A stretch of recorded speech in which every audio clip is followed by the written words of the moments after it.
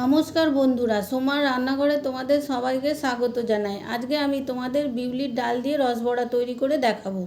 বিউলির ডালে রসবড়া বানাতে লাগছে বিউলির ডাল। আমি এখানে 200 গ্রাম বিউলির ডাল নিয়েছি, সেটা 4-5 ঘন্টা আমি ভিজিয়ে রেখেছিলাম। তারপরে ভালো করে ধুয়ে পরিষ্কার করে নিয়েছি। আর লাগছে চিনি, এখানে 1 কাপের মতো আছে। আর লাগছে অল্প একটু এলাচ গুঁড়ো, সাদা তেল, আর গোটা এলাচও লাগছে, আর কিছুটা গুঁড়োও লাগছে, আর অল্প একটু লাগছে বেকিং সোডা।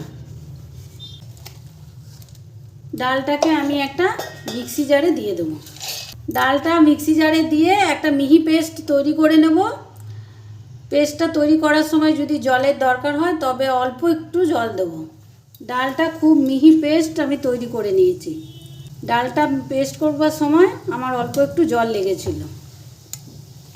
এরপর আমি একটা বাটিতে এই ডাল বাটাটা ঢেলে দেব। ডাল বাটাটার মধ্যে দিয়ে দেবো অল্প একটু এলাচের গুঁড়ো, আর দিয়ে দেবো এই ছোটো চামচের অল্প একটু বেকিং সোডা, দিয়ে ভালো করে আমি ফেটিয়ে নেব। বেকিং সোডাটা দিয়ে ডালটা আমার ভালো করে ফেটানো হয়ে গেছে। এটাকে সাইডে রেখে দেবো, আর চিনির একটা পাতলা রস তৈরি করে নেব। চিনির রসটা তৈরি করার জন্য গ্যাসে একটা কড়াই বসিয়ে দিয়েছি।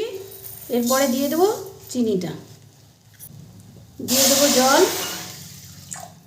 এখানে আমি এই 1.5 বাটি জল দিলাম, আর দিয়ে দেবো 2টো এলাচ, সেটাকে আমি ফাটিয়ে নিলাম। একটা হাতা দিয়ে ভালো করে মিশিয়ে নেব। চিনির রসটা তৈরি হয়ে গেছে, এরপরে আমি নামিয়ে নেব। বড়াগুলো ভাজার জন্য আমি অন্য একটা কড়াই নিয়ে নিয়েছি, তাতে দিয়ে দেবো সাদা তেল। তেলটা গরম হয়ে গেছে, এরপরে এক এক করে আমি বড়াগুলোকে ভেজে নেব।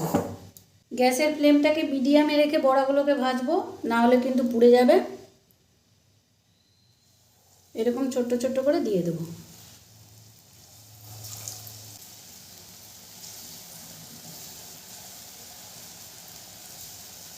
প্রথমেই নাড়বো না, এক পিঠটা ভাজা হয়ে গেলে তারপরে আমি উল্টে দেব।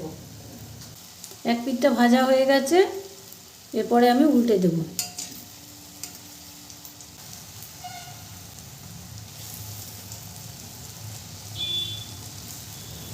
উল্টে পাল্টে লাল করে আমি বড়াগুলোকে ভেজে নেব।